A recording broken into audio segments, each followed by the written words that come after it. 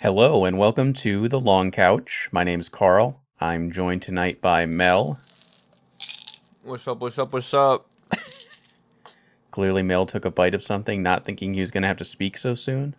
Nah, man, I was just dumping some mini M&Ms in my mouth right out of the pill bottle.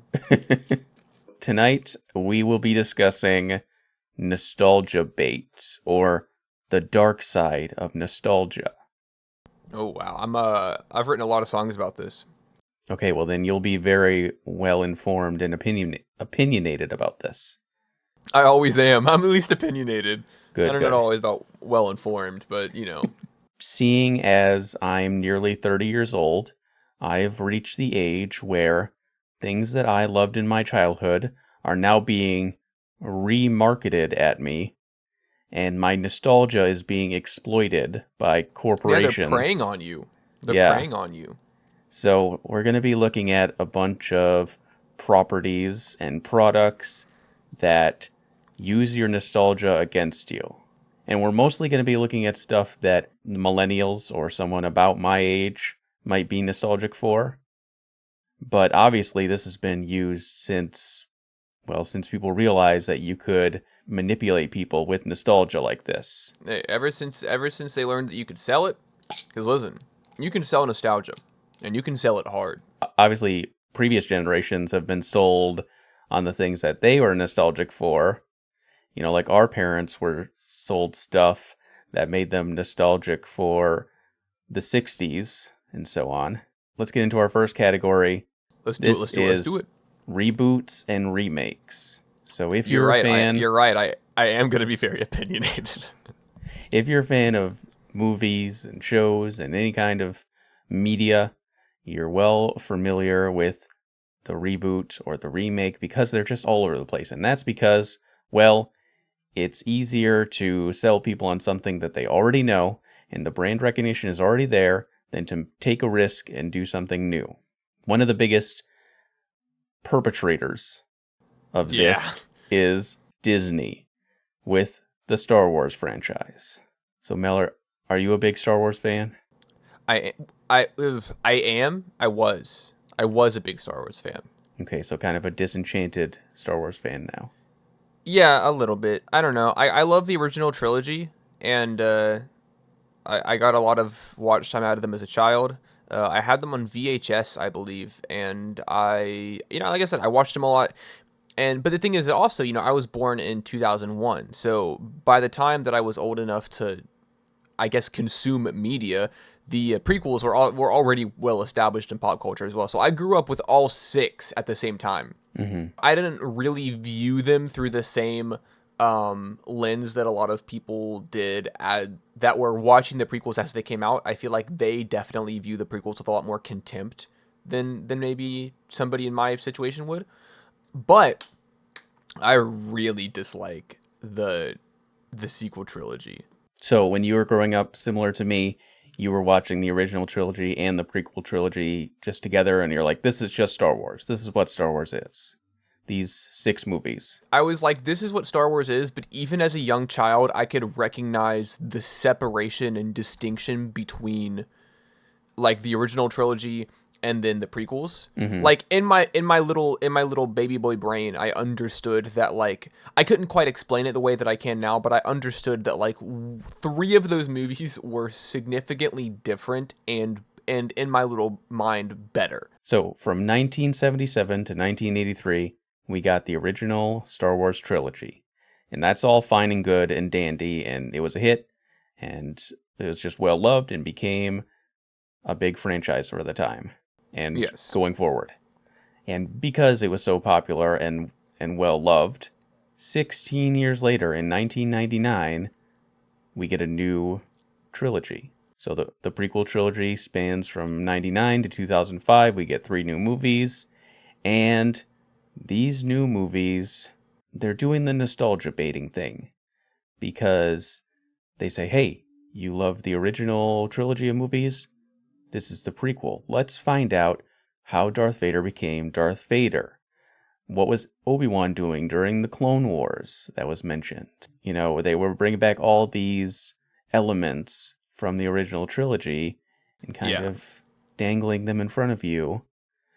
I think this is a little more forgivable, though, because I would say it is kind of necessary and interesting to see prequels of these movies, because Star Wars Yeah. kind of set up like a very broad, wide universe. So I would say it's justified to show us what came before. I think that Star Wars is like like a cinematic is a world and universe that I think begs to be expanded upon. And so the prequel trilogy makes a lot of sense because I think the sort of tone that the original three sets, it's this big space epic, you know what I Hmm. mean? And there's so many different species and planets and sort of like galaxies and all these things introduced in the original trilogy that lends itself to being part of a greater universe that can be explored in other media. So the prequel trilogy makes a lot of sense to me because it's just a setting, and it's just a setting that like lets that flow naturally. And also, I would make the same argument for the sequel trilogy that started in 2015. I think that Star Wars being as expansive as a universe as it is, once again, like you can find new stories in that pretty extensively. I just think they're bad movies. Yeah, I mean, the prequel trilogy is interesting, and maybe you could say it's necessary, but it's not executed very well. I mean, with it being 16 years after the original, we're going to see that a lot with properties that are brought back long after the original, where those are the ones that are most likely to be cash grab, nostalgia Yeah. bait movies. And I would argue that the sequel trilogy is way more guilty of that. Because, Oh, 100%. yeah, you have this entire universe to explore, and you just can't help yourself but make this third trilogy revolve around the Skywalkers again. Like, Yeah, it's the same thing over and over. let's do something else, can we? I mean, it's the same thing over and over, right down to the lack of planning. Yeah, right. But Disney knows that you're already familiar with the Skywalkers, and you love Han Solo and Chewbacca. You're gonna come see the sequel trilogy because, well, all the things that you know and love are already present. Why should we make new characters and explore a new time period when we can just kind of serve you up the same? And I think The Force Awakens is like the pinnacle of that. Yeah, I mean that's Be- why people like the first season of like The Mandalorian so much.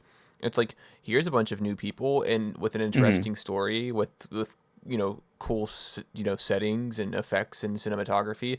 And I know that people are pretty iffy on Rogue One, but like at the very least it was exploring an earlier part of the story with characters that didn't have foundations yet. And the thing is the sequel trilogy, the Force Awakens, is that the name of the movie? The Force Mhm. Awakens.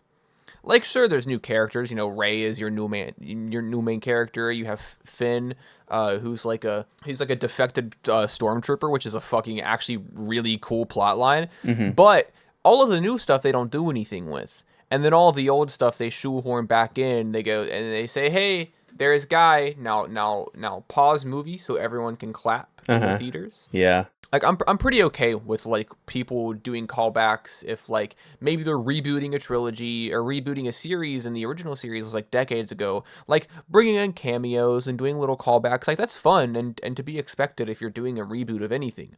But at the end of the day, like I just want your movie to be good. That's what I want to watch. So you don't mind a little bit of fan service? I'm cool with a little bit of fan service, but when the fan service gets on screen and is like blatantly screaming at me, um and it's like and the plot itself is like supplementary or secondary to the fan service, it's like I want plot with some fan service. I don't want fan service a little bit of plot sprinkled in. Mhm. The sequel trilogy wants to have its cake and eat it too because they want to make new characters, and then they also want to give you all the old characters that you know and love, even though they just end up like bastardizing them or killing them off or totally just betraying their characters. But Yeah, I just suppose making Luke Skywalker a fucking moron. an angry moron. They ruined his character. You know, there are a lot of things that I do like about The Force Awakens. Like, I think that movie is fine. It's pretty It's the good. best of the trilogy. Easily, yes. Um, and you know, if I want to show somebody new Star Wars, I would probably show them that movie. I mean, I'm complaining a lot, but there's a good amount of The Force Awakens that I do like. Yeah, I mean, and if that had been like followed through with the same director, we could have got something good. But we're not really here to talk about the quality of these movies. We're going to focus on how they're nostalgia baiting us. Yes, Disney knew that shit would sell like hotcakes. Well, they knew that it would be a big gamble to give us a new trilogy with all new characters. They have like a safety net of Luke and Han and Chewie and Leia. They're all here too. Yeah, and I feel like it's most obviously nostalgia bait when if you strip away context and put the media you're consuming in a vacuum, the media is bad or not fun to like consume. That's why I think that the sequel trilogy is much more, and the spin-off movies and the spin-off shows are much more egregious because they're not really that great quality. And so you're recognizing that the quality and effort put into the creation of the new media is secondary to just profiting off of that nostalgia. Like, if you want to make a fucking reboot of a series for nostalgia purposes, that's fine, but just make it watchable, make it good. It's the same thing with everything. With Star Wars, it's like as long as they put, fucking Glup Shido in the movie for 5 seconds, they don't have to, they don't have to actually try. Or, I know for a fact, like, listen, I listened to a lot of old Eminem, right? I know and Eminem's past, 4 albums have been pretty fucking rough around the edges. But I know for a fact that if Eminem dropped a single where he had this very harsh, angry, nasally tone and prioritized humor over a more serious tone, it wouldn't matter what the fuck he said. His core audience would still lose their mind. They'd be like, oh, the old Eminem's back. Oh, nah, dude, he's banging Dre beats, talking about all this offensive stuff. It's just like, it wouldn't matter what he was saying because as long as it sounds and looks like the old Eminem, that's all that needs to be sold. Well, I could go on about Star Wars, but we have to move on. And Okay. Disney, they just can't. They can't keep getting away with it. They can and they will. So these are Disney's live-action remakes of classic, beloved animated movies. It's almost easier to list the movies that they haven't remade or don't have plans to remake. At this point, that's kind of where we're at. Yeah. And they figure, why should we make a new movie, a new franchise with new characters, when we can just serve you the same old thing, but now in live action? But now, it's worse.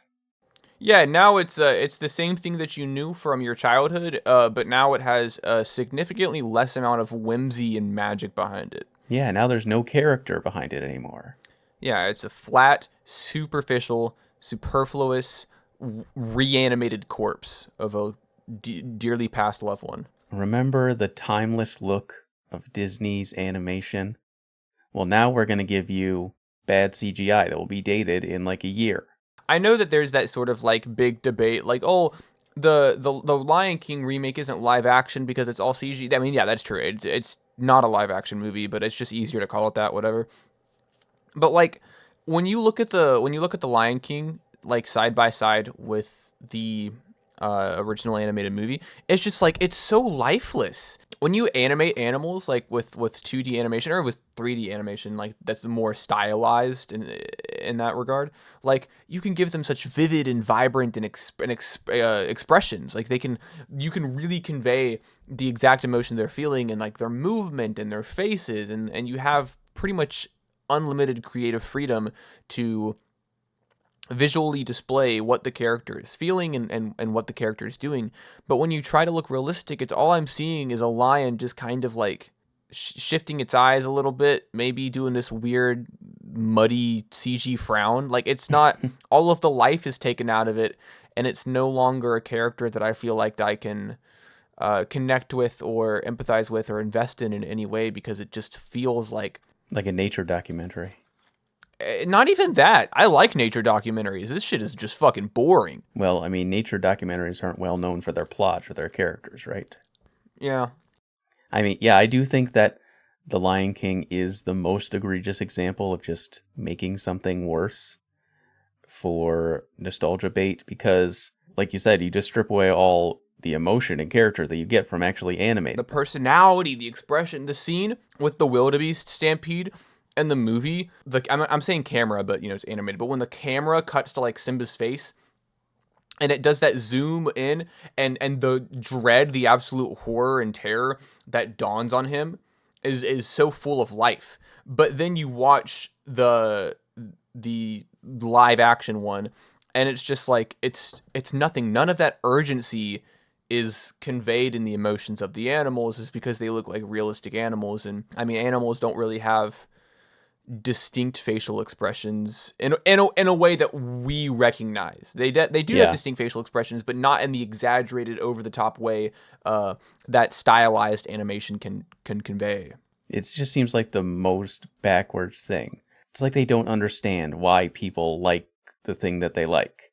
They think That's the like, whole point of animation. yeah, they think that people just come to these movies for the name alone. They literally made the animated movie, and then they turn around and say, well, let's just ditch everything that people enjoyed about the original and remake it in a worse medium, and people will love it. And you know what? Funnily enough, it's had varying levels of success. Oh, The Lion King was massive. The movie made $1 bajillion. Yeah. I mean, some of them, not so much. And Yeah, a lot of people, you'll hear the same criticism from other people. But, I mean, I don't foresee them slowing down because, well, no. guess what? It worked. Eventually, they're going to be making remakes of remakes. I mean, The Jungle Book's already been done twice. That is true. That is very true. Yeah. Listen, I'm not one of those people that believes that like original movies are dead. Like, obviously, the amount of sequels and reboots that you see in Hollywood prioritized over original IPs is fairly disheartening. But I don't like believe that original movies are just gone out the door. Mm-hmm. However, it does suck to see so many of these prioritized over original IPs, because like with The Lion King, it's like, or with any of them, it's like the whole point of animation as a format is you're able to stylize and create, and you're essentially have no boundaries. Like the possibilities are limitless with what you're able to convey, but you're essentially taking the beauty of a format, of a medium, you're stripping it away of all that freedom, and then like artificially inhibiting yourself on what you're able to convey by trying to emulate real life. Like, Right. it's the same thing with video games. Like with video games, looking realistic does not equal good. Mm-hmm. You know, I mean, everyone freaks out about Cruelty Squad, and that game looks like nowhere shit. fucking. Yeah, it looks like a fucking But it's PlayStation 2 game, stylish. PlayStation 1 game. But it's stylish, it's vibrant, it's interesting, it's unique. It's a little different when you talk about a movie because that's purely just visual. Like, you have no input. There's no gameplay to lean back on.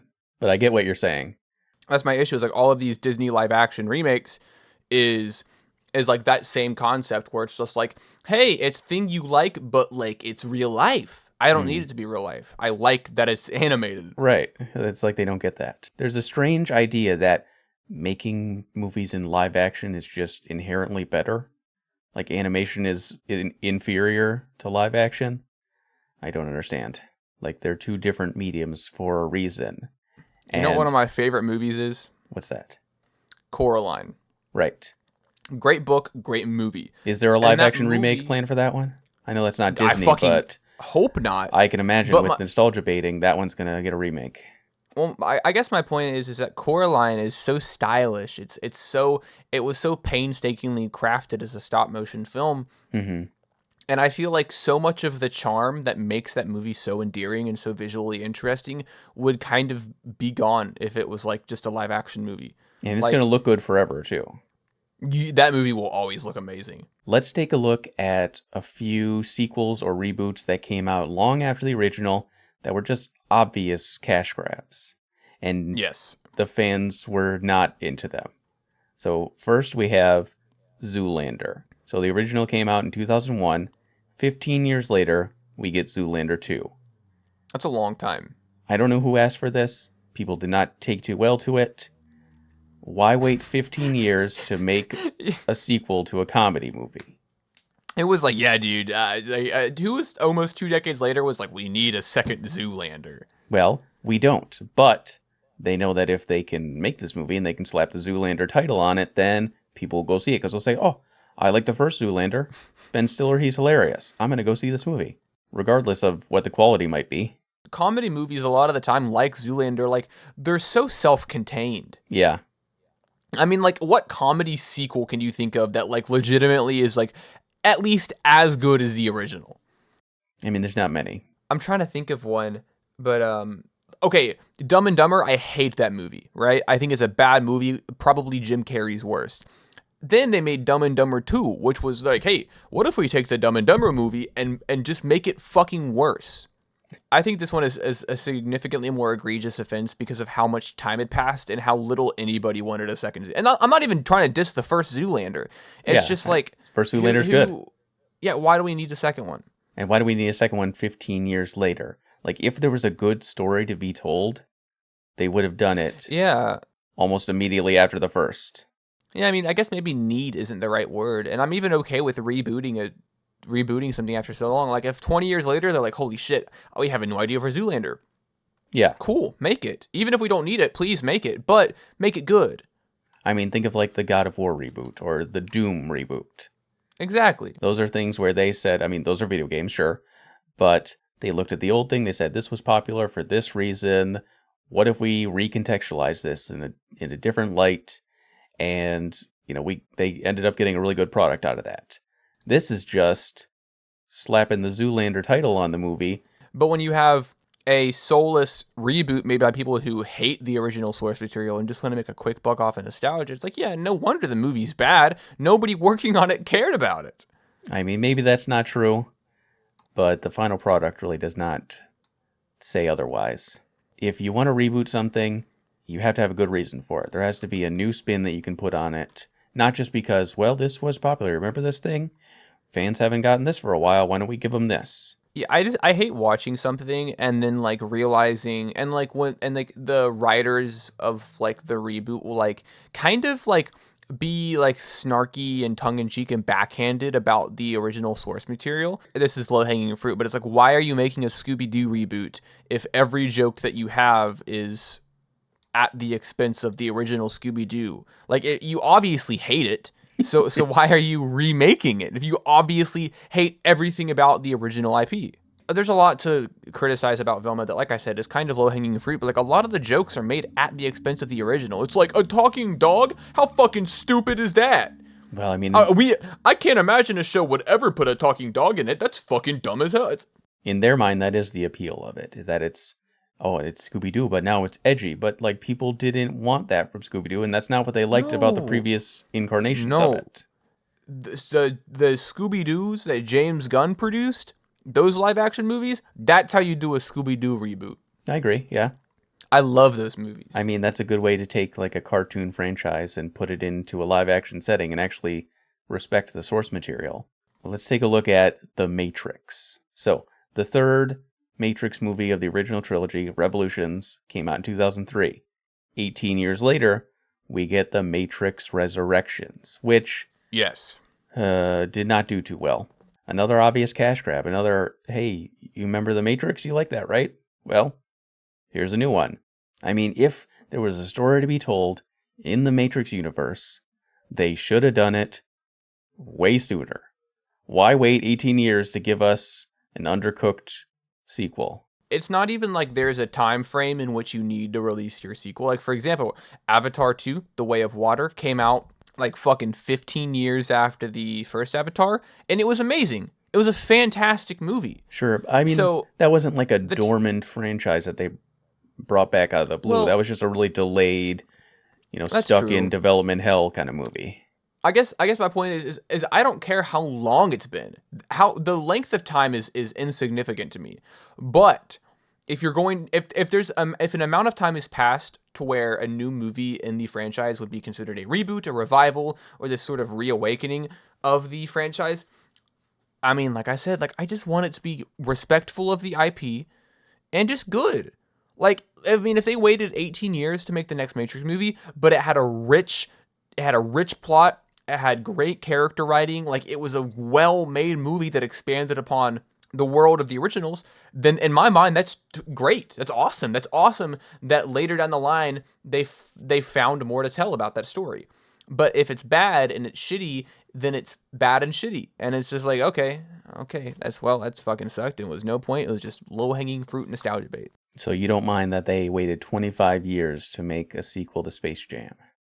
The length of time is not what bothers me. It's the shameless and soulless cash grab and preying on nostalgia that I'm not happy about. Because like if the new Space Jam was amazing, I'd say the same thing. I'd be like, damn, they're obviously trying to cash in on this. I'll cash in on the nostalgia of the original Space Jam, but like, I mean, hey, it's a good fucking movie. It's great. LeBron James is surprisingly a great actor. I love seeing Bugs Bunny and the Looney Tunes, but no, it wasn't like that. It wasn't like that. It was like, listen, the original Space Jam movie is not that great, right? We loved it as kids. Oh, I ate that shit up as a kid. I loved it. But going back, it's a weird movie. It's not the worst, but it's kind of an odd movie. But it's enjoyable. It's a perfectly good one-off movie, though. Oh, yeah, I mean, yeah, that's so self-contained. We don't need like a new one. I mean, it's literally called a new legacy. It's like we don't need a new Space Jam with like the current like biggest basketball player. Mm-hmm. Like we were fine with just the original. The main point that I'm going to make is just that the impetus for creation should be, I have a great idea for a movie, for a continuation of this story, something that expands the universe, something that will take elements of the original that people love and revitalize them, recontextualize them. We'll introduce some new elements. It's going to be great. We have a lot of sequels that are like that. But when the impetus for creating a movie is, well, this series has been dormant for a long time. People are demanding that we make something. And if we do it, they're going to pay for it because they know the brand. So let's start there and then make the movie and try to get something out of this. I think that's what they tried to do with these latter two movies, A Space Jam and Ghostbusters, where they say, people like the original. Let's make a new version of that for a new audience or a new generation. But like, and then they work backwards. Yeah, nobody asked for these things, though. There's not really a creative reason that these movies should even exist, so they just shouldn't make them. The thing is, it's like, why Ghostbusters? Yeah, like genuinely, it's like, what about Ghostbusters is like, this needs to be a cinematic universe. Mm-hmm. Why does that matter? Ghostbusters 2 came out in 1989. 27 years later, we got a Ghostbusters reboot. That's pretty. I mean, there's two movies, but like I feel like they're pretty self-contained. Yeah. Well, I mean, this is a reboot, so they're basically taking the Ghostbusters idea and totally spinning it in a new direction. I mean, this direction, for example, is the Ghostbusters are all women now. Because it feels patronizing. Yeah, I mean, they're basically just saying this is the Ghostbusters, but for ladies. Right? Yeah, it feels super like insulting to just, women. It feels really patronizing to be like, the boys have had their fun, but hey, you're not allowed to enjoy the boy thing, but we'll make a lady version just for you. It's like, that's... Are they assuming that women didn't like the original Ghostbusters because, they don't like Dan Aykroyd or something? They can't see a bunch of dudes on screen and enjoy the movie? Yeah, exactly. It's like, you can't enjoy this because you're a woman. But don't worry, we'll make a special, separate woman thing for you. It's like, what the fuck? It's like, that's not... Like, they made the Ocean's 11, but like it was like they were all women instead of men. Once again, it's like patronizing. It's like, you can't watch Ocean's 11. You have to watch the one where they're all women doing a heist. And it's like all these women jokes. And it's like, I mean... It's just so see-through. Yeah, exactly. It's very superficial. I mean, and that's the thing, is if they just marketed it as like, hey, this is a heist movie, a bunch of women are gonna go rob a casino, I'd be like, oh, tight. That's cool. But I feel like it's just so obviously we are trying to prey on a specific demographic. Mm-hmm. And it's weird when you try to pitch something to a new audience, like a pre-existing franchise, and say, because the people you really want to sell the Ghostbusters movie to is Ghostbusters fans. Yes. And that demographic is probably slightly more male. So you're probably right. It seems strange to say, well, we're going to spin this to a totally new audience. I mean, that's like trying to make the new Saw movie for kids or something. Doing things to bring in new demographics and like new people into a franchise is really cool. Like, people people want to like bitch and moan about like inclusivity and representation in films, but like, get over it. I don't know. It's like the whole video game thing. It's like, I'm 22 years old. I've been playing as like, white men as the protagonist for like most of the video games I've played for 20 years. Like, it's okay if somebody else takes the reins for a game. You know what I mean? I mean, it doesn't bother me. And it doesn't break my immersion at all. Nobody finds that balance. It's like we're making reboot a thing, but we're alienating everyone who's not already a Exactly. fan of reboot a thing. Or it's like we're making reboot a thing and we are alienating our core audience. Yeah. It's like you can make an Ocean's 11 or a Ghostbusters where it's just like, hey, it's women this time, and you can make it a good movie. I'm cool with that. I just wish that it wasn't so blatantly patronizing and like, hey, we're gonna try to reach into your pockets because we think this will appeal to your emotions. I mean, that's why this movie was so controversial, because it was just such a naked attempt at, patronizing and pandering to an audience, and it's a betrayal of the original source material. So that's why people hated this so much, because they just actually see it for what it is. I want to see a remake of The Thing with all women. Have you seen The Thing? The Thing? Yeah. Yeah. It's all men in that movie. I want to see a remake with all women, because guess what? Easy. All right, they got that solved. Everybody cooperates. Yeah. They defeat the yeah, thing. that'd be a way easier. Fine, it's done. Maybe that's why they haven't done it, because there would be no movie. There'd be no conflict.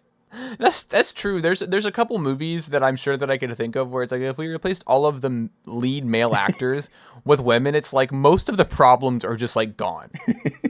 Let's look at a very problematic woman. Another medium that gets rebooted or revitalized, or they get a sequel series long down the road, are TV shows, often sitcoms. So the main event for this one is going to be Roseanne. That show aired from 1988 to 1997. Very popular show. Well loved. Yes. It showed like a middle American, lower class family scraping by. Very wholesome. People really love that show. One of the bigger sitcoms of that era. In Yes. 2018, they brought it back for money reasons. I don't think there was a real money. I don't think there was a real any good reason why we needed more Roseanne. We got Roseanne. It's okay to let things end. I'm just tired of bringing back everything. Just let things end, please. Please We let had things Roseanne end. for a while too. Yeah, it was a good show. It was fine. Okay, leave it. Leave it be. My Chemical Romance. Don't get back together. Stop it. You're done. So they brought this back in 2018, and it didn't go so well because Roseanne decided to take some Ambien or something and get on Twitter and start making some racist remarks, and she got her show canceled the very same year. I didn't know about this. So that didn't really go down so well. So they had to reboot the series again, except without the titular main character. And now it's just called The Connors. And Roseanne died off screen. And now we get the adventures of the remaining Connors. That is a situation where you're just desperate. They put all their eggs in this basket. They're like, we're going to bring back Roseanne. It's going to be great. And she she fucked it up. She fumbled the bag so hard. It's like she...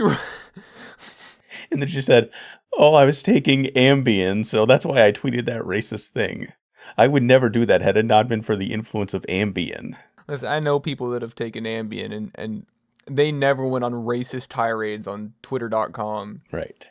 So we've seen this plenty of times. I mean, sitcoms are a very popular type of show to bring back because they're so beloved, and people are always longing for reunions.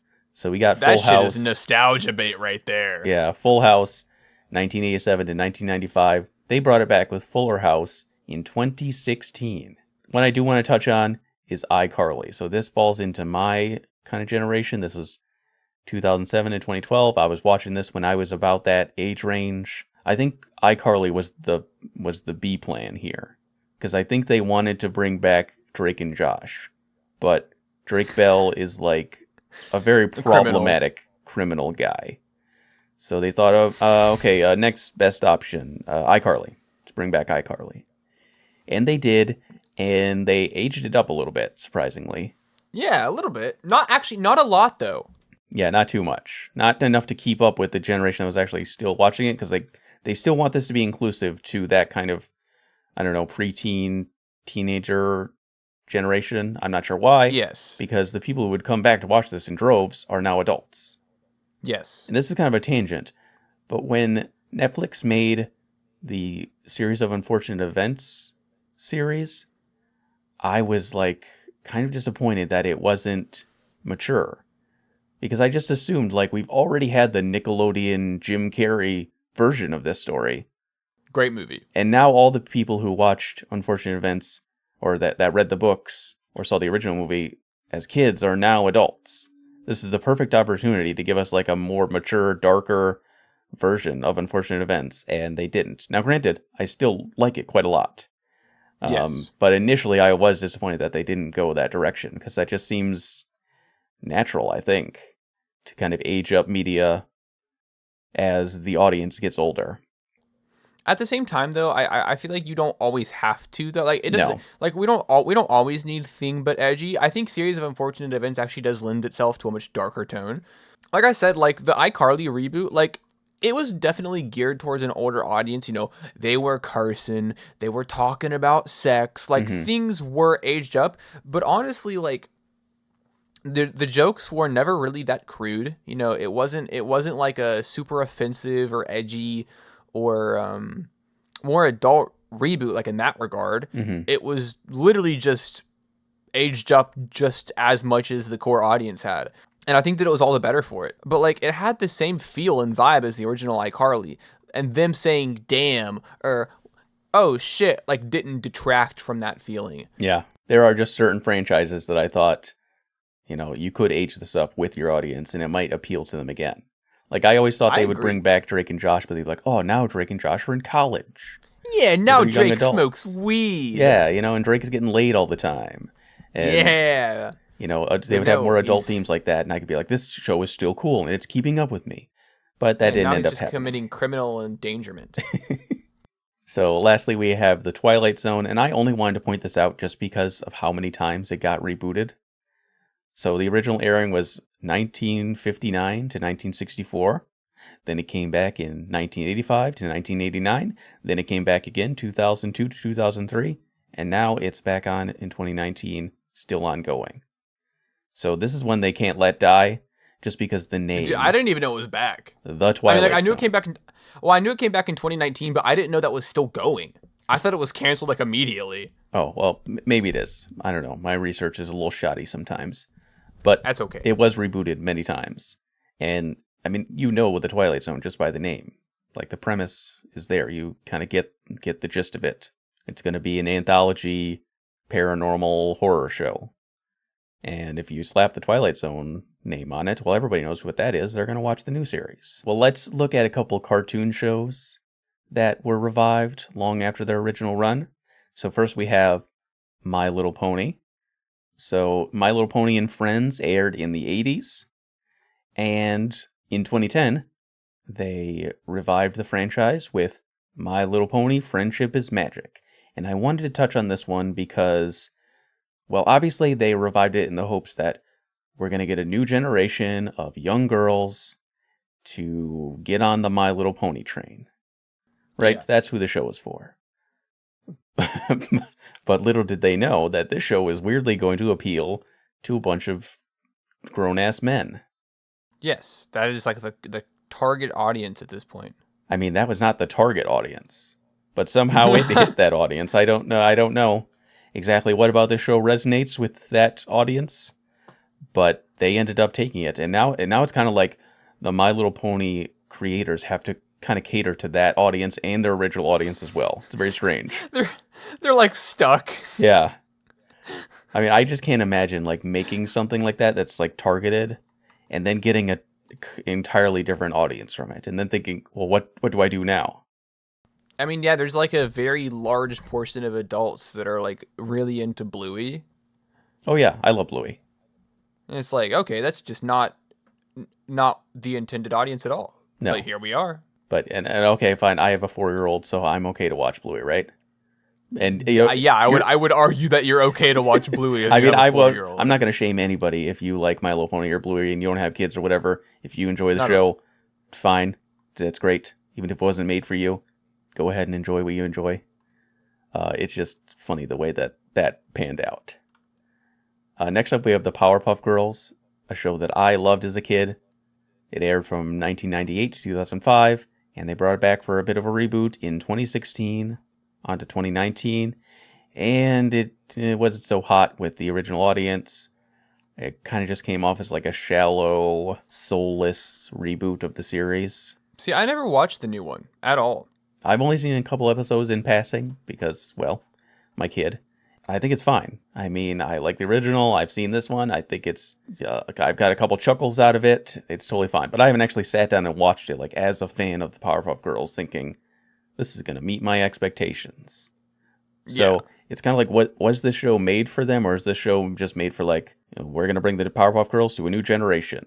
Or is it like, we're going to serve the fans of the previous Powerpuff Girls? Or maybe both. Because it's marketed as, hey, this is an old thing, but reskinned for a new generation. That's what it's marketed as. Mm-hmm. But I really don't feel like that's like ever what it is. The My Little Pony Friendship is Magic, yes, that was 100% like, hey, remember My Little Pony from the 80s? Let's make it for a new generation of young children. Mm-hmm. But I feel like with like the Powerpuff Girls and with I mean, I guess especially iCarly since it was more mature, but like these things, it's like, hey, this is show but for today's kids. I don't really feel like it is. Yeah, if you want to make a show for today's kids, make something new. Yeah. Why do you need the safety net of an existing franchise? I feel like there's too many in jokes for like it's like, hey, we know that you watched the original when you were young, but it's like, why are you saying that? This should be for This should be for young kids. Why are you saying that to me? Mm-hmm. So another series that got rebooted many a time is Futurama. The original was aired from 1999. I loved it every time. Yeah, to 2003, and then they brought it back due to very, very popular demand, 2007 to 2013. And then they finally ended. They said, that's the end of Futurama. We had a good run. We have a nearly perfect finale, too. And then 10 years later, they brought it back again in just this year. And it's not very good. Mel, maybe you're a defender of the new Futurama? Here's the thing. I watched a couple episodes. I think I watched the first 3 episodes. And, like, it was weird because it looked like the Futurama I knew. Mm-hmm. Because I love Futurama. I've seen, every episode 100. I've seen every episode 100 times. But I kind of I kept waiting for it. Like, I was watching it and I was like, it's almost there. Like, it kind of gets it, but it never really reached that point that Futurama once did. Mm-hmm. So I didn't hate it. I didn't think it was awful, but I also didn't love it. I kind of just thought it was like a pretty thinly veiled attempt to, sort of reinvigorate interest in Hulu by bringing back a show that we all once loved, but it just didn't hit for me.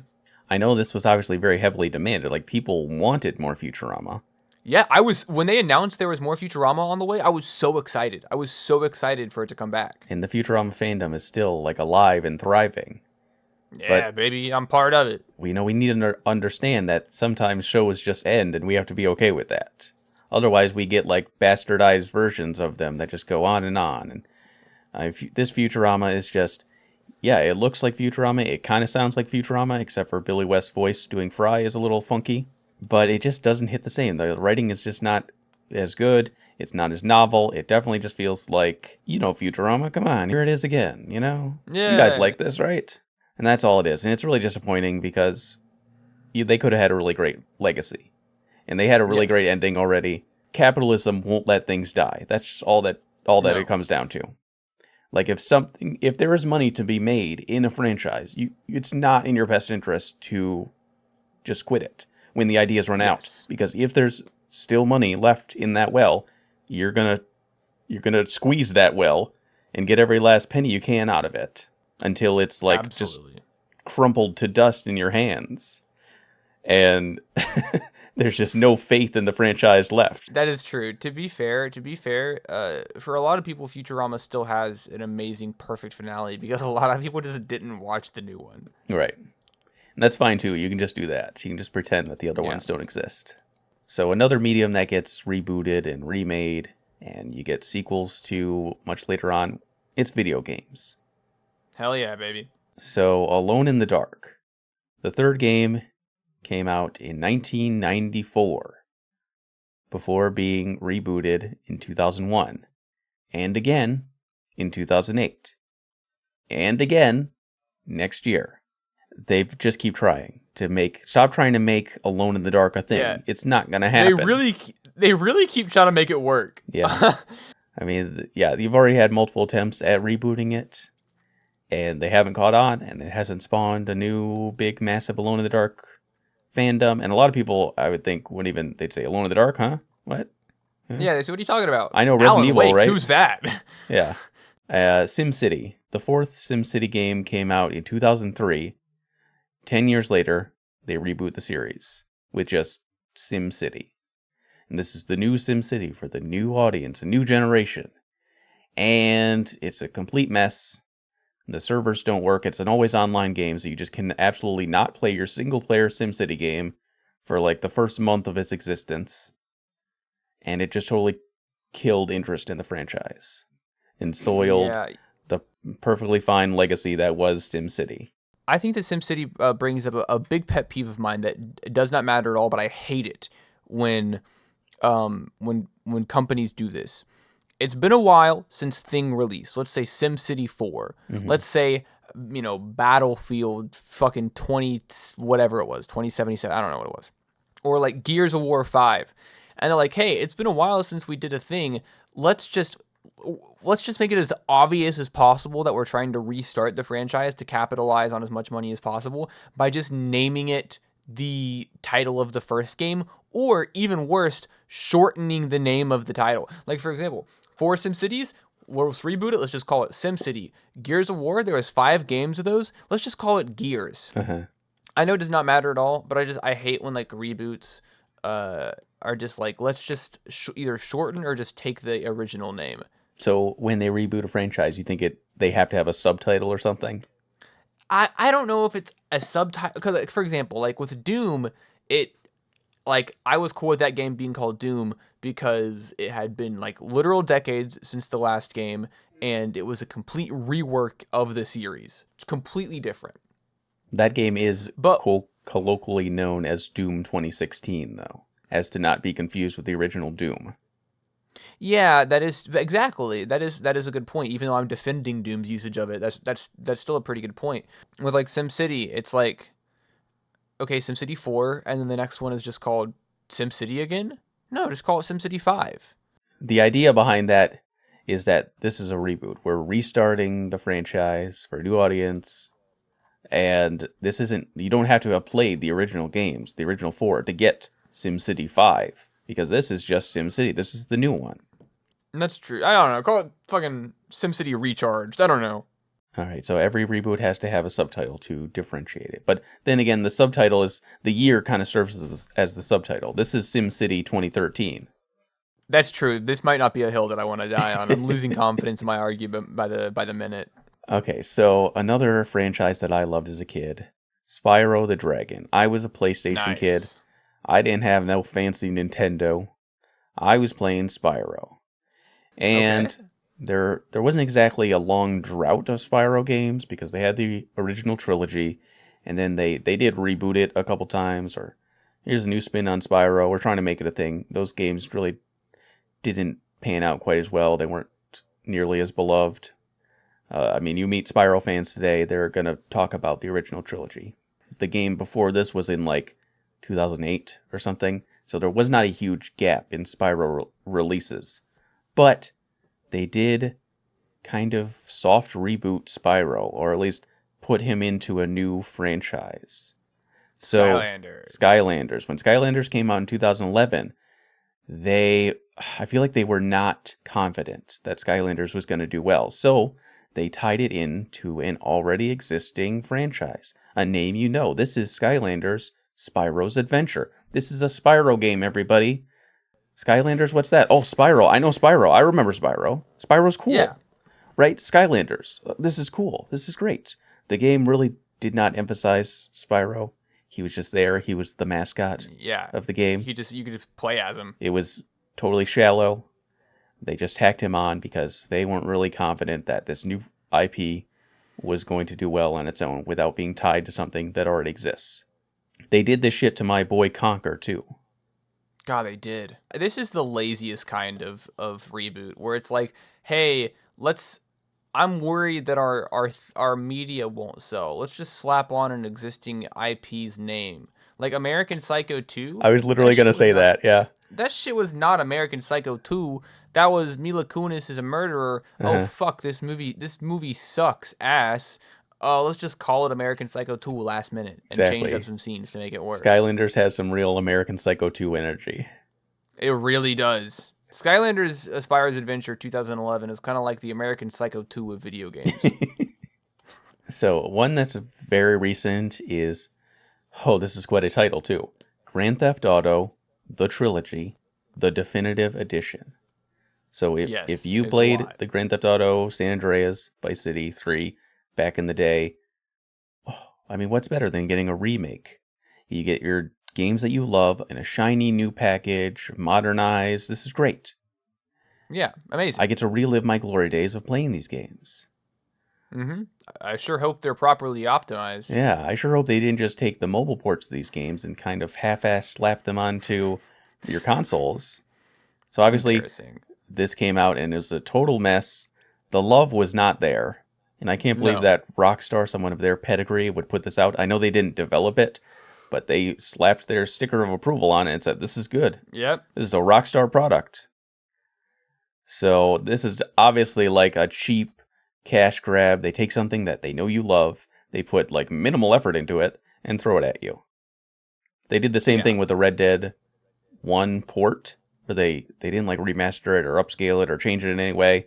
They're like, No, it's just the same there's shit. a port. You can have a port. I mean, I know all of you have been screaming out for a Red Dead Redemption remake, and we have like billions of dollars that we've made in the meantime.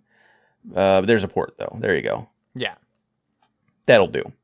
So another way that video game manufacturers profit on your nostalgia is by selling you classic editions of your favorite consoles or mini versions. Yeah. Which is just like a plug and play. You get a collection of games from this generation. And obviously, who doesn't want that? Like, I don't want to go on eBay and buy a Sega Genesis and hook it up to my TV and pop the cartridges in and deal with all that and the flaws of the Sega Genesis. I mean, why not just buy a mini Sega Genesis that has a bunch of pre-made games built in and play that instead and relive all these great games from my childhood? This is just another case of they put in minimal effort. A lot of these things are really, they're missing key games, or they're technically inefficient, or you can just tell that the love is not there. They're just slapped together. It's And just like they give you artificial scarcity, and they crank up the price because they know that you'll pay the for worst. it. So Yeah. stupid. Listen, I'm gonna tell you this right now, kids, everyone listening. If you own a computer, you can play every NES game that you want for a price of $0. Nintendo's gonna tell you that you can't. Yeah, not if They're Nintendo has wrong. their way. No, Nintendo's gonna tell you you can't, but they're wrong. You definitely can, and you should, and now you will. Yeah, I mean, that's Emulate your games. That's just the thing. Nintendo goes so hard out of their way to shut down any kind of emulation, even for games that they Fuck 'em. don't even sell or provide in any official way. They will shut that shit down. And then they'll sell you the NES Classic Edition for a premium. Yeah, then they'll kill you. Nintendo has killed people, hypothetically. Yeah, in theory. In theory, allegedly. Allegedly, They've killed in theory, people. hypothetically, In rhetorically. Minecraft. Don't answer. In Minecraft. You know that shit just does not work, by the way. Well- Somebody was like, I'm going to do X heinous thing, but in Minecraft. Nah, they got arrested. Well, I guess we're going to get arrested too. Or swept up by the Nintendo death squads. No, dude, we're not going to, we're going to disappear Ah. with no evidence left behind. Well, Certainly not any evidence left by Nintendo. let's make a good final episode then. Okay, yeah, let's really get into it. Let's move on to merchandise and clothing. So if you've ever stepped into a local video game store or a Spencer's Gifts or a Hot Topic, you know exactly what we're talking about. When I go to Hot Yes. Topic, they have half the shit in there is the same stuff they had when I was a teenager. Because Yeah, that's the only thing that sells. yeah, that's what sells. I mean, sure, they have some new stuff like K-pop is popular now. They have that. But half the stuff is like Harry Potter, Nightmare Before Christmas, that kind of That's stuff. it. stuff. You think I'm going into the Hot Topic at the fucking mall to buy a Melanie Martinez t-shirt? No. Fuck no. You think I'm going in there to buy one of those little, like, tiny little, like, trinket boxes with one of, like, 20 different little characters that just look like worse Funko Pops? No, I'm not spending $8 on one of those. I'm going in, I'm buying an Outcast shirt, and I am leaving. I'm getting a That is my Twilight Hot Topic poster. experience. Yeah, I mean, fuck it, dude. I like the Twilight movies. I'm nostalgic. I'll go in. I'll buy a Twilight. I'll get a shirt that says Edward Cullen, but it's like stylized in the same graphic print that the shirts were stylized in the 2000s. Yeah. Hot Topic is like the nostalgia emporium. It's like the nostalgia emporium for kids like me who were like where emo was fucking middle school, and were like, you know, thrived on that shit. It's like it's preying on a very listen. Hot Topic was like my go-to place when I was younger, and now I feel like I'm walking into the hollow shell of what once was. Well, listen, if you were emo in high school, middle school, and now you're like late 20s, early 30s, you are the target demographic for nostalgia baits. You're the ones that the corporations are channeling in on. Like, how can we get as much money as possible from these people? Yeah, and now everyone likes the thing that you were bullied for liking when it was when it was happening. Everyone bullied me. I'm overtaking the podcast to just rant about it. Everyone bullied me for being emo and liking anime, and now everyone's emo and likes anime. Anime's cool now. Where is my compensation? I mean, imagine if you were like a Marvel comic book fan before 2008. When I was in high school, my girlfriend got bullied because I liked anime. Not even because she did, because I did. That's crazy. Oh, what a world we live in. And now everyone's like, oh, I'm going to go watch Jujutsu Kaisen and Chainsaw Man. Fuck you. What about clothing and fashion? So, I mean, you go to Walmart. What do they got up there? They got the Beatles t-shirts. They got the Rolling Stones, Michael Jackson, nostalgia bands. I'm convinced that every shirt that is sold in Walmart has the Rolling Stones lips somewhere on it. Like, just at any point. I don't know. This one makes the most sense. I mean, what's the whole point of merchandise? To sell it. Mm-hmm. That's like the entire point. So if you want to slap on the most marketable thing imaginable, which is reminiscing on days that you consider your glory days, you would, there's a whole song about it. 1985 by Bowling for Soup. It's like, obviously the thing that sells the most is rose-tinted lenses. This hazy nostalgia covering the products, the merchandise, the music, the movies that were that embodied what you believe to be your best days, and they're past you now. Now you're old and feel like shit. That's why people want to buy this. Yeah, I want to buy this fucking Friends t-shirt. Remember Friends? Remember how you watched that in the 90s? And now you're fucking old. Go buy our Friends shirt at Walmart for $20. Mm-hmm. It's it makes the most sense. I'm actually not mad at this because it's like, what else are they supposed to do? Well, they have to meet a demand, and the demand is, I want things from my youth. I want things to be like they were before. I don't like now, and I don't like the future. I want the past, and I'm willing to pay for that just to get a little bit of that feeling bottled up and inject it right into my veins. Yeah. And I mean, from a marketing standpoint, though, it's just like, that makes sense. Which there is a lot of, to be fair. A lot of people are like, hey, I want, like, nostalgia merchandise. Which is, like, not wrong. It's not, like, wrong of you to, like, want, like, some sort of apparel or memorabilia that is representative of your favorite media. I mean, like, I wasn't joking. Like, I have an Outcast shirt in my closet right now. Outcast hasn't released an album in years. I mean, would you agree that it's gotten out of hand, though? I guess it's gotten out of hand if you want to consider how aggressive the marketing tactics are. Mm-hmm. But like you said, like, the demand is there, and I don't think the individual should feel any sort of shame for, like, wanting a Beatles t-shirt or, like, wanting a shirt of, like, the classic Star Wars poster or anything like that, because, like, if you're nostalgic for that, like, cool, yeah, like, be nostalgic for that. I mean, I'm nostalgic for like there's this big wave of people, like, really appreciating the visual aesthetic of, like, Hello Kitty. It's like a lot of the people that enjoy that like liked Hello Kitty or like strawberry shortcake when they were young. Hmm. I don't think there's anything wrong with wanting to buy like a strawberry shortcake shirt or a Hello Kitty shirt because you liked it when you were young. I think that's fun. But at the same time, it's like the businesses making those shirts just know there's a demand for it. It knows they're going to make the money. This is less egregious to me because it's not exactly like we are corrupting the sanctity of like, let's say, film to put out a shitty garbage like soulless cash grab remake of a beloved franchise. This is just a t-shirt. That's true. Obviously, there's nothing wrong with liking nostalgic things and old things. That's fine. Great. I love a lot of that stuff too. The problem is that it's being marketed so hard and that demand is trying to be met so heavily that it pushes out any chance of new things emerging. Yeah, nothing new's being made. And new ideas are not cool. They're not safe. And, it's kind of our fault. We're not taking risks and going out and seeing new movies or playing new unheard of games when we can just fall back on something that we already know. And we're just like blindly consuming anything with a recognizable brand on it. So that's the problem. It's easy. It's so much easier for them to sell you something you already know than to give you something new and take a risk on that. That's basically 100%. the point of this episode. But let's also look at fashion and how people are kind of... I mean, this has always happened. They've always rolled back fashion. Like, something is cool in its time, and then the decade after that, it's not cool. It's not fucking cool.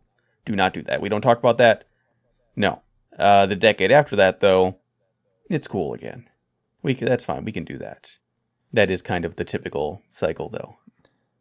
But that, I do agree. That is true. Nowadays, it's like fashion from the 90s and early 2000s is kind of making a comeback. Not that I'm keeping up with fashion. I wear the same bullshit, whatever I wear. That doesn't fit into any of that. But, I mean, obviously, clothing brands are trying to meet this demand as well. And making styles that are reminiscent of these times because, well, that's popular again. People like that.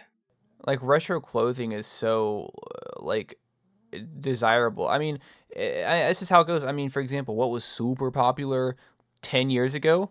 Super tight pants, skinny jeans, super tight chinos. But now it's all about baggy pants, big pants. Why? Because fucking bell bottoms and boot cut jeans were massive 10 years before the skinny jeans were. So the 2030s, we're going to get skinny jeans. They're coming back. Probably, actually. I wouldn't be surprised. And you think like 2030s, we're going to get like crazy rainbow, like the scene aesthetic is going to come back? I actually wouldn't be surprised if the scene aesthetic came back in some way. It wouldn't come back the same way it was, but I would imagine people were like, oh, remember scene core? Mm-hmm. And they will look back upon it much fonder than we do now. And I think that a lot of the aesthetics from that probably will be borrowed. Yeah. I mean, I don't go on TikTok and I'm not in high school, so I kind of have to talk out of my ass here. But I did go to a show the other night with young people attending. And I did see some guy that looked like he was straight out of like 2009. And I just felt like, wow, back. I feel seen. Seen. I feel seen for I feel the first time validated in my life. In some way. I feel seen in more ways than one. I think that's fair. Like, I think that it's interesting because a lot of the time when these trends cycle back around, it's either like the most popular trend, like bell bottoms, but also sometimes it's like it's something that was unpopular is now you sort of like ironically enjoy it, and then this thing that wasn't popular then enjoyed ironically because it sort of enters this era of post irony where it becomes a legitimate trend. Mm. Like trip pants? Like, for example.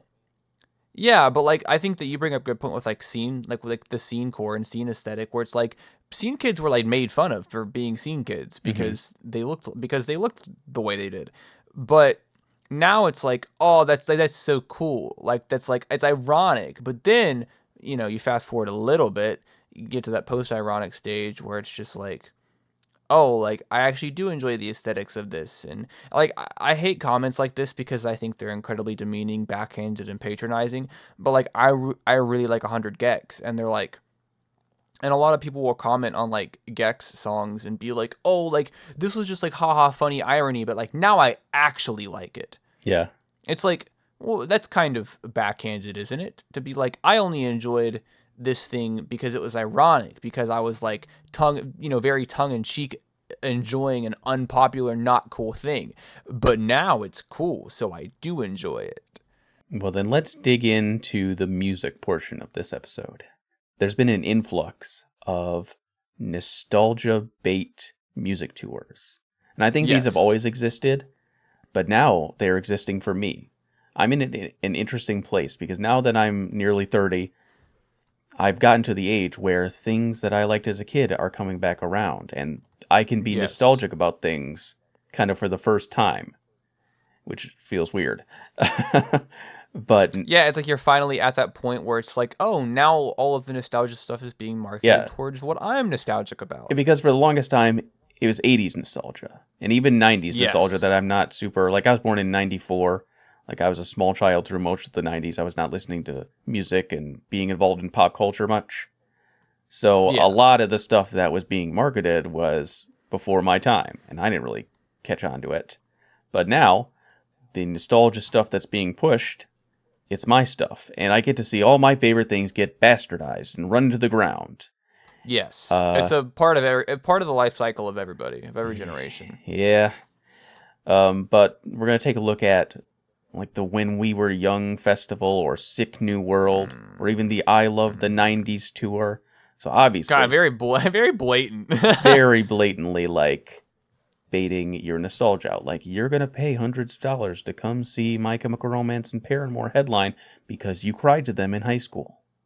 We know it. I would pay. Give me your That's the money. thing that's what sucks about it, is like I would pay a good amount of money to go see MCR and Paramore headline because I cried to them in high school, which I did, because like that's the only place that I can do that. Yeah, They're monopolizing the nostalgia of poor little emo Mel, and there's nothing I can do about it.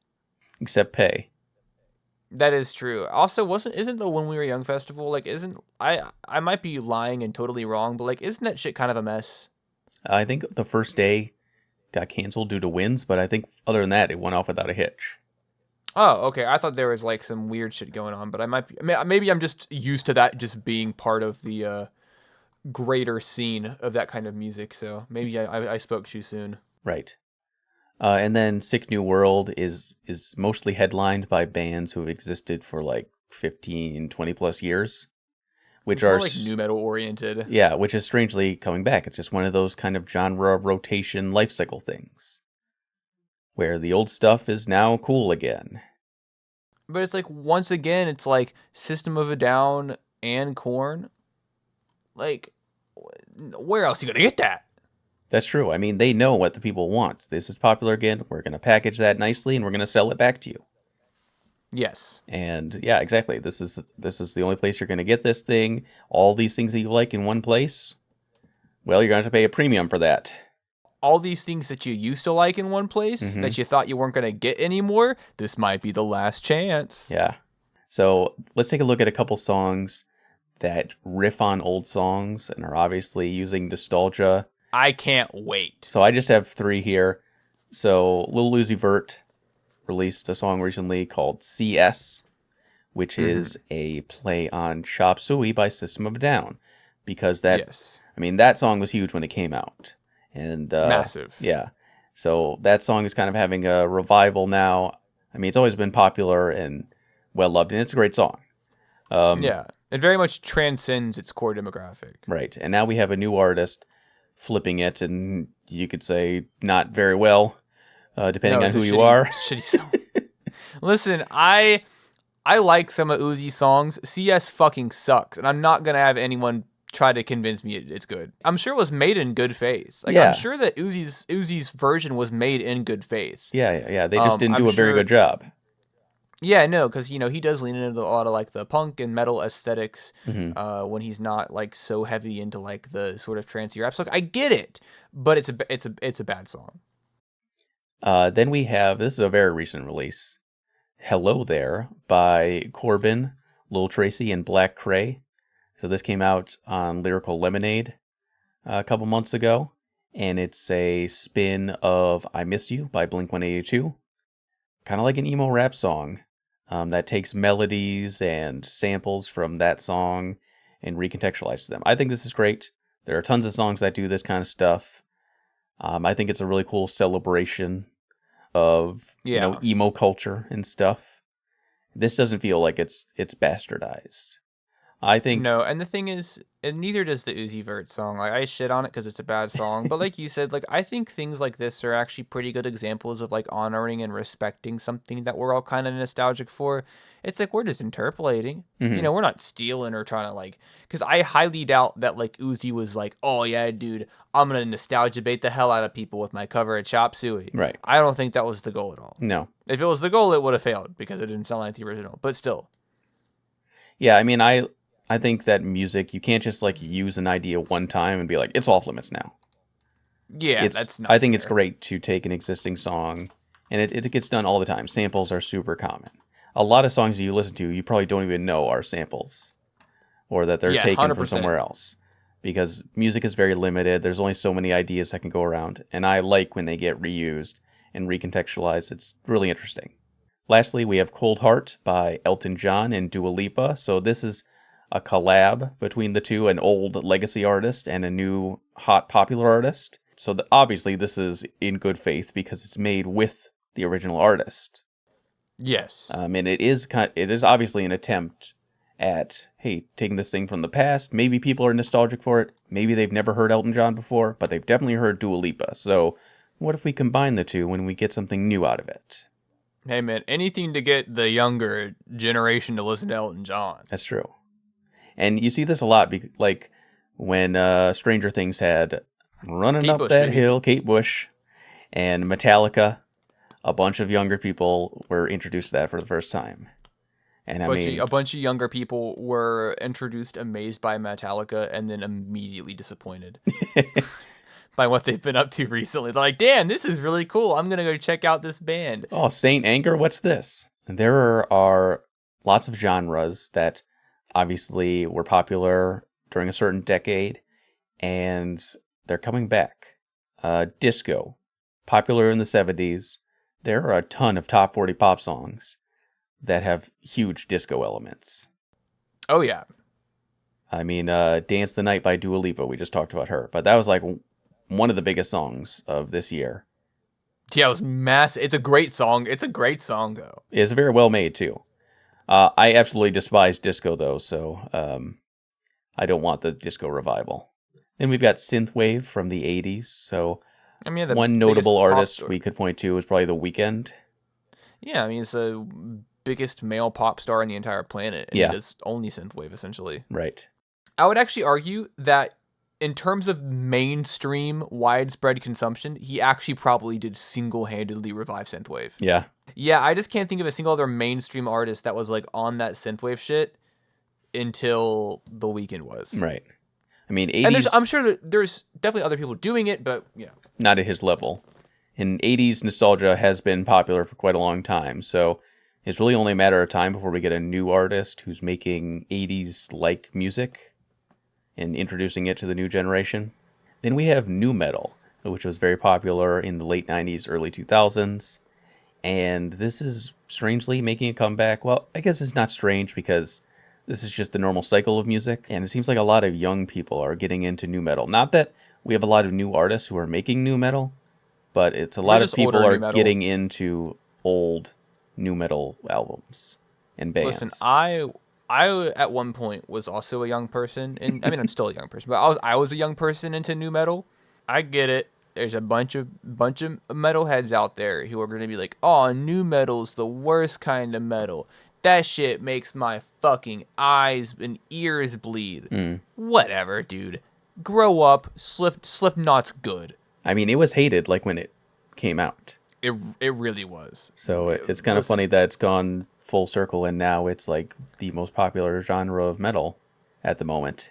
Yeah, in terms of mainstream popularity, something that metal has never really had. Yeah, new metal is probably the most. It's because new metal tends to be the most like palatable to unfamiliar listeners. And nu metal kind of has elements of hip hop, which might be more appealing Yeah, to like non-metal listeners. And it also has like a lot of, in terms of like some of like the riffs and the heaviness of it, some of it kind of parallels like alternative rock. So it's like somebody that's not used to metal can listen to like, let's say Before I Forget by Slipknot, and they're like, oh, it's got a catchy chorus. Oh, it's got kind of like an alt rock riff. Like they can bridge that connection. Yeah. But like, if somebody who had never listened to metal before listened to like a grindcore band like Napalm Death, there wouldn't be any like frame of reference, and so it's just like, oh, this is too unfamiliar to Well, me. that being said, I Napalm Death was never like a mainstream biggest genre of the never, not decade. once.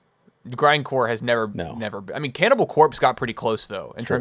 terms of grindcore having some level of just recognizability. Thanks, Jim Carrey.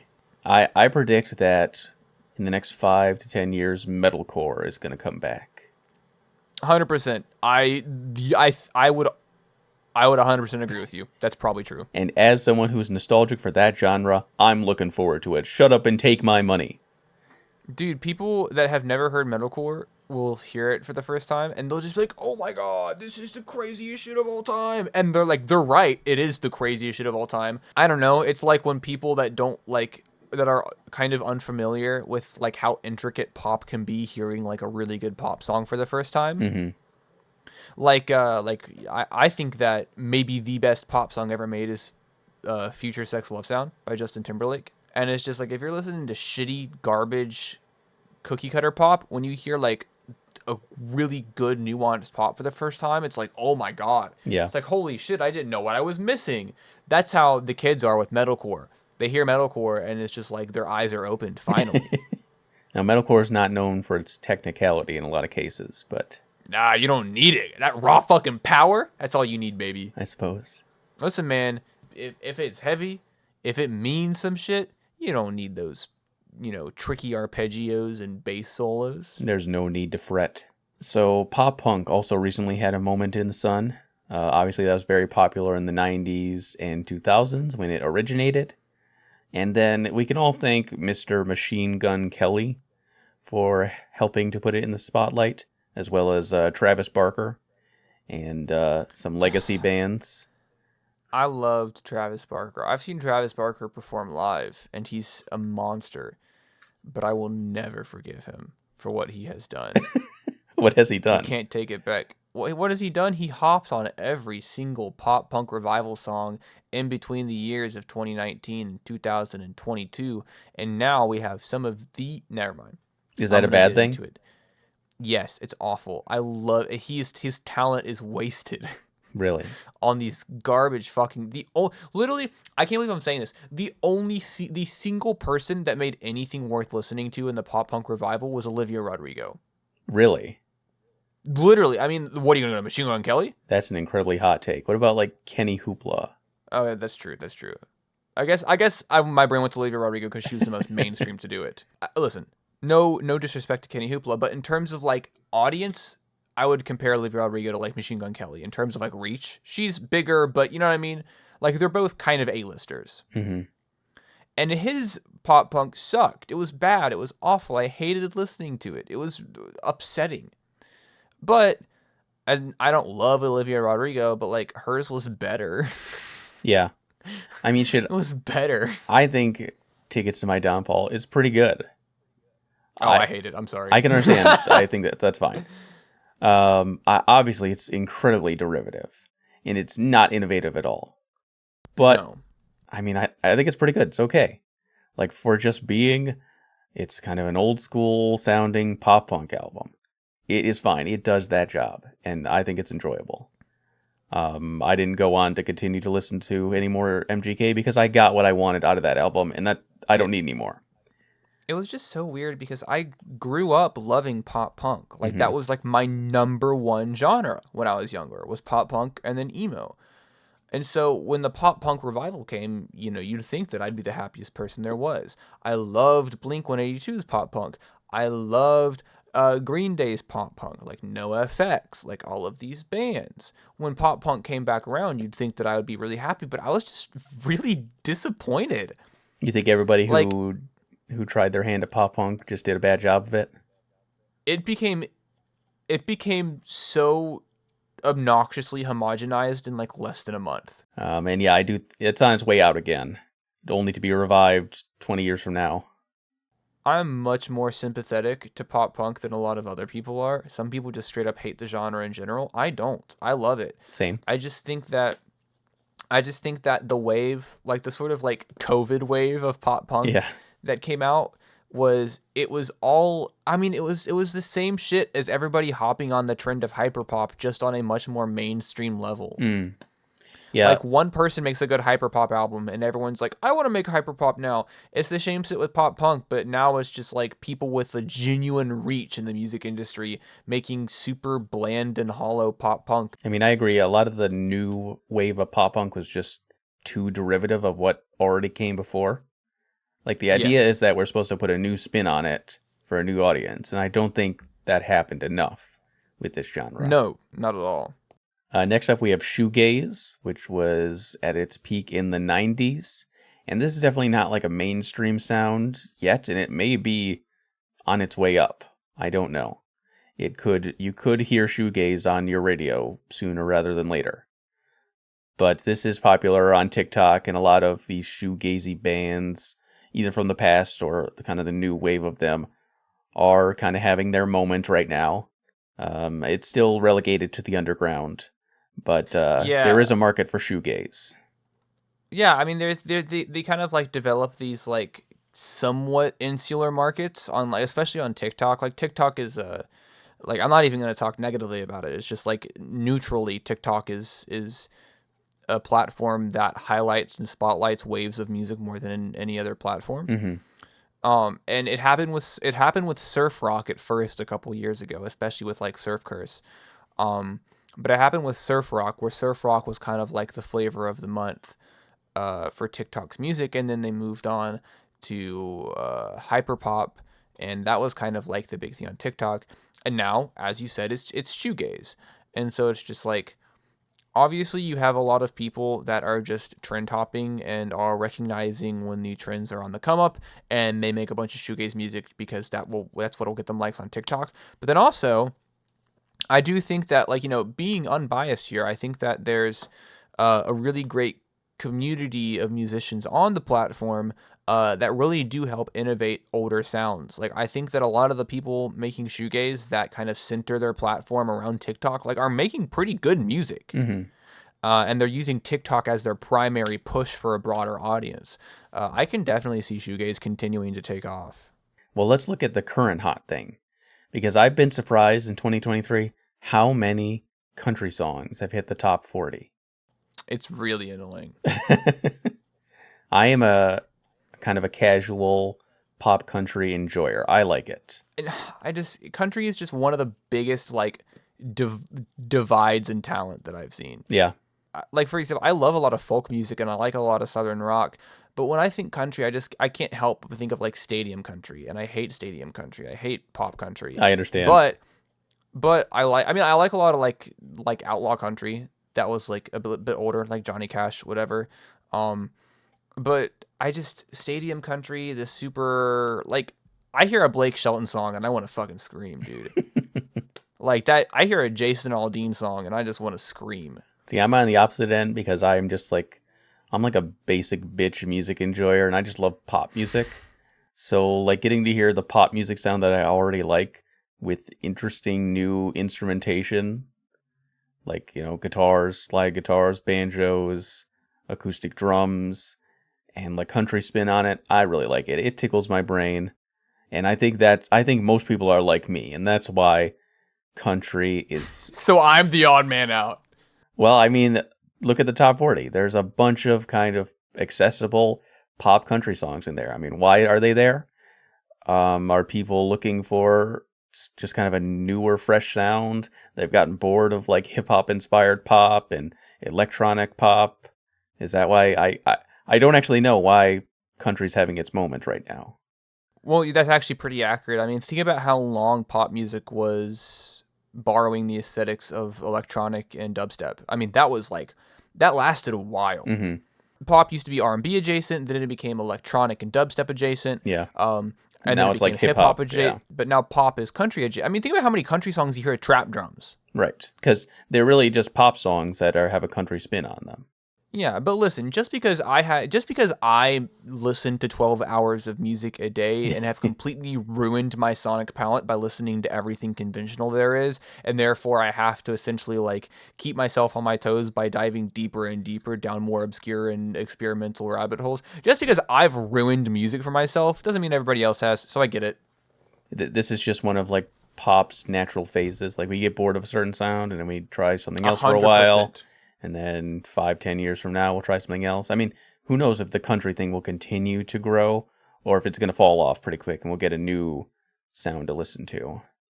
I I don't know. give the country thing, I give it 4 or 5 more years. I would say that country kind of keeps its mainstay in like the top 40 lists or whatever. But in 5 years, instead of being country adjacent pop music, that's my big prediction. Grindcore, baby, coming hitting mainstream. Grindcore pop. Or you're gonna have Olivia Rodrigo's new Grindcore album. Taylor Swift is gonna release a Grindcore collab album with Cannibal Corpse. Wow. Napalm Death is gonna have a #1 hit single in America. Grindcore's coming in, baby. I'm ready. So this has been Nostalgia Bait, the dark side Yes. of nostalgia. The Dorks. I don't know what I'm going to title it yet. Which one? That's okay. Whichever one's catchier, you know. Yeah. So this has been the Long Couch Podcast. We will see you on our next episode next Tuesday.